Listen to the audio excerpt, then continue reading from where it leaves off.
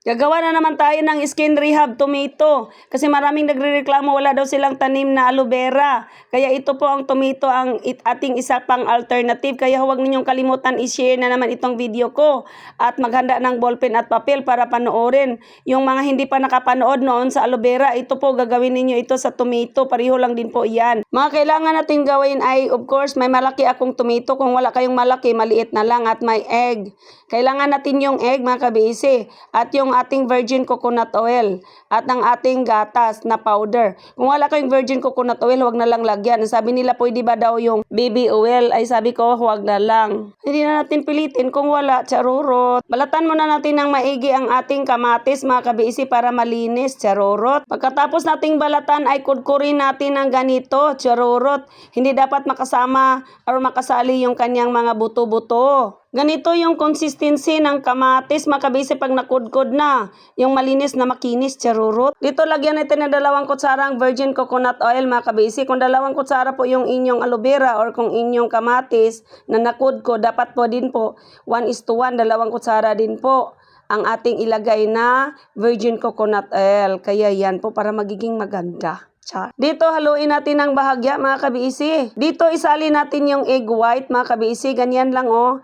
Ganyan lang ako magkuha. Hindi ako marunong magkuha ng mga egg white na ganyan.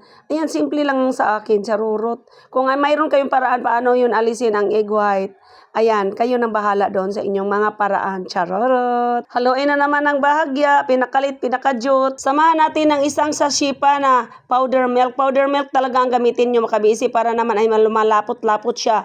Siya po yung tumutulong sa virgin coconut oil na malumalapot silang dalawa. Charurot. Dito paghalu-haluin natin, ang akala natin ay parang ang ano lang, nawala na yung mga liquid niyan.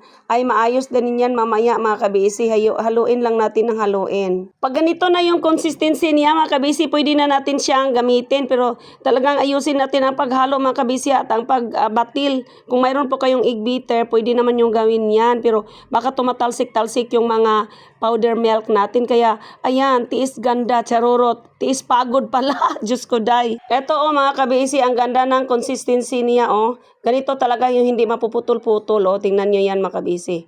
Talagang nagtitiis ang inyong lola para sa ganda. Charurot. Dito hindi natin i-contaminate. Ganun pa rin kasi magagamit man natin the next day and the next day. Charurot. Kukuha lang tayo ng 3 kutsaran yan mga kabisi para malagay natin dito sa ating mukha. At yung natira po mga kabisi ay dapat po natin itabi lang muna natin. At ito oh, tingnan niyo ito. Pwede natin ilagay ito sa ice cubes para magamit natin sa next day. Charorot. Dito magtanggal na naman tayo ng mga ating eyeglass. Hindi na ako makakakita mga kabisi kasi lola na po. Iba po talaga pagka matanda na mawala na po talaga yung vision natin. Charorot. Pero yung ganda natin hindi naman nawala. Ay, Diyos ko day. Nasa universe na yan kung narinig niya. Charorot. Yan mga kabisi, maglagay na tayo. Ganon pa rin paglagay natin ay hap-hap lang mga kabisi. Yung parang dampi-dampi lang po. Pero talagang napakasarap po talaga sa pakiramdam yung pinapasil-pisil natin yung ating mga mukha. Yan, maganda ito mga kabisi, lalo na pag kayo po talaga ay gumagamit ng iba't ibang mga produkto ng mga Rejob. Kaya pag kayo po ay naka-feel na ng hapdi-hapdi, makati at kung ano-ano pong na-feel ninyo sa inyong mukha at kayo nagbabak-bak-bak, gawin po ninyo itong skin rehab tomato or skin rehab aloe vera. Panoorin ninyo mga kabisi, sulat ninyo talaga or i-share niyo sa inyong wall. Para ako hindi mawala sa inyong paningin, mawala lang ba na parang bula, charurot. Kaya i-follow na din ninyo ako mga kabisi. Pag hindi ko mag-follow ay kayo din ang mawalan. Charurot. Katulad na din yan ng ayaw bumili ng aking product at nagpaigot-igot pa. Talagang ayaw-ayaw pa nila. Alakala nila talaga, ayaw nila nang magpa-COD. Wala naman akong COD kasi akin lang man ito. At wala naman din po ako kung ano-ano dyan. Wala naman ako mga link dyan. Sabi nila, legit ba ito? Legit po yung nasa mukha niyan. Legit po yung nasa harapan niyo, Diyos ko day mga kabiisi. At saka naman ay kayo din na mawalan kung hindi kayo makatikim. Charorot! Marami kasi akong na-experience mga kabisi. Kunyari may bibili daw, kunyari interested daw sila. Tapos pag maglagay na ako ng shipping, ganyan. Kaya na ban po ako doon, parang na bad record po ako doon sa GNT. Dahil po dyan mga kabisi na marami pa akong sinisend. Kaya kayo po mga kabisi, kung kayo pa maglagay na ng inyong pangalan para sa GNT, dapat po talaga magbayad po kayo mga kabisi. Dahil pag hindi po pa kayo magbabayad, ay mawala po yan, i-cancel po yan ni GNT in a day, in 24 hours. Kasi po sa akin, marami kasi akong sinisend, charorot. Kaya tinatawagan ko talaga mga kabisi, sabi nga isa ko pang follower at marami pa sila, sabi nila, salamat talaga mga kabisi, Sister Sonia, kasi tumawag ka talaga sa amin. Ganun naman tayo kabait, Diyos ko day. Kaya yung mga hindi mabait, mabait pa rin tayo, charorot. Sabi nga ni Lord, ay batuhin mo daw ng pan, yung nagbato sa iyo ng bato, charorot, ilagay mo lang sa garapon, charorot, Diyos ko day.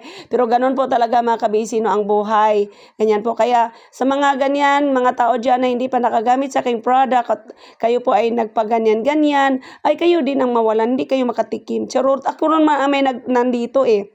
Hindi ko naman ito binibinta talaga ng totoong totoo. Sinare ko naman ito sa aking mga kalablab na kabiisi din. Kaya yung mga kabisi ko din ang magiging reseller ko din. Pinipili ko lang sila mga kabisi, yung mabait tulad ko, charorot. Kasi alam mo naman mga kabisi ay nasa tayo, may relationship na tayo dyan. Kaya pipiliin natin yung mga mabait at tulad natin, charorot. Kaya kayo din po mamawalan mga kabisi. Kung ayaw po ninyo talaga, ay okay lang po mga kabisi. Hindi naman, wala naman sa akin yan, akin naman ito charorot. Hindi baling ako po ang na-scam nila. Ang importante po ay totoo po ako dito at maayos po akong gumagawa ng aking mga video. At akin naman din po gusto naman ninyo, kaya sinare ko lang din po sa inyo. Pero kung talagang aabot po sa punto na talagang lilipad po yung ating mga product, ay kayo po ang magiging pinaka Sister Sonia BC sa inyong mga lugar. Kayo na po ang magdala ng pangalan ko, charorot. Sa kakadaldal ko makabisi, nakalimutan ko na ito palang natira ay ilagay natin sa ice cubes para naman bukas or mayang gabi or kung saan pagod po kayo sa isip at sa gawa, charorot, yung mga mukha ninyo talaga ay pagod na pagod, yung mga isip nyo pagod na pagod, gusto kayong mag-relax, maglagay lang kayo dito ng 10 minutes, ibabad ninyo or 20 minutes, saka kayo maghilamos. At saka magtulog-tulog na din kayo makabisi, ika nga short nap or siesta po. Saka po kayo magbanlaw, charorot. Kaya ilagay natin sa ice para maglagay tayo ng ice sa ating mukha, na ang ating ice ay ang ating skin rehab tomato. Ayan, yung isa po, mayroon po skin rehab aloe vera at yung isa din po skin rehab cucumber, charorot. Ayan po, iba ang kulay ng tomato, medyo siya pink, char.